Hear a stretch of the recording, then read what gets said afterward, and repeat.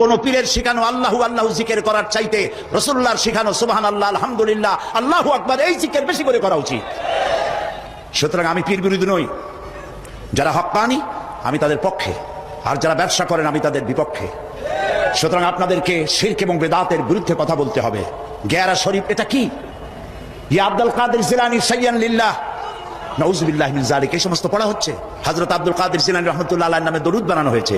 এই মঞ্চে আমি বলেছিলাম, আজকে যদি বড় পীর সাহেব কুতুবে রব্বানী মাহবুবে সুবহানী শেখ মহিউদ্দিন আব্দুল কাদের জিলানী রাহমাতুল্লাহ আলাইহি বেঁচে থাকতেন, এই গেরা শরীফ যারা করে জুতা দিয়া মুখের উপরে তিনি পিটাতেন। সুতরাং বেদাতকে ছেড়ে দিতে হবে, বেদাতের বিরুদ্ধে বজ্রকণ্ঠ হয়ে জীবন দিয়ে কথা বলতে হবে।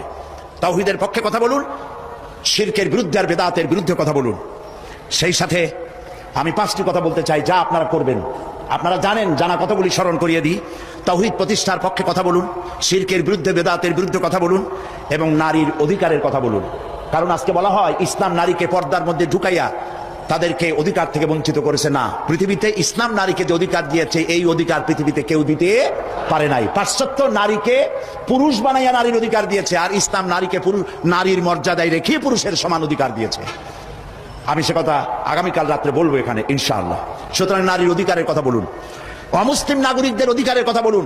ইসলাম যে অমুসলিম নাগরিকদের ব্যাপারে কথা বলেছে, সাম্প্রদায়িক সম্প্রীতির কথা বলেছে, সে কথাগুলিও আপনারা বলুন।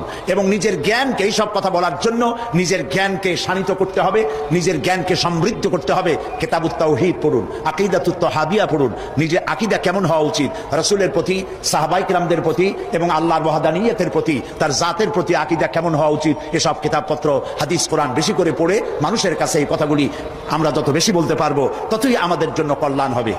হযরত উলামায়ে কেরাম, যেহেতু নামাজের ওয়াক্ত সামনে, আমি আর কথা বলতে চাই না। যেহেতু আরো দুজন মুরব্বী, আমাদের মুরব্বী, তারা সহি রাহনুমাই করেন জাতির, তারা কথা বলবেন।